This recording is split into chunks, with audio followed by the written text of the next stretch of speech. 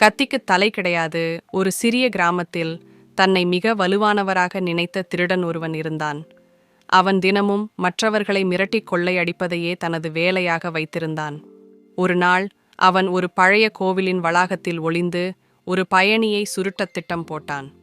பயணி சாதாரண மனிதனாக தோன்றினான். ஆனால் அவனிடமிருந்த புத்திசாலித்தனம் திருடனை விட அதிகமாக இருந்தது. திருடன் தன்னை மிரட்ட பயணி அமைதியாகச் சொன்னான், கத்திக்கு தலை கிடையாது. திருடன் அதிர்ச்சியடைந்து, என்ன பொருள் என்று கேட்டான். பயணி புன்னகைத்து, தீய செயல்களுக்கு முடிவு உண்டு, நீயும் ஒரு நாள் பிடிபடுவாய் என்றான். திருடன் கோபமாக அவரை தாக்க முயன்றான். ஆனால் அங்கே வந்த காவலர்கள் அவனை பிடித்து சிறைக்கு அழைத்தனர். சிறையில் அவன் உண்மை உணர்ந்தான். தீய மனிதர்களின் முடிவு அவசியம் வரும். இதிலிருந்து கிராமத்தினர் கத்திக்கு தலை கிடையாது எனச் சொல்லிக்கொண்டு திருடனை நினைத்தனர்.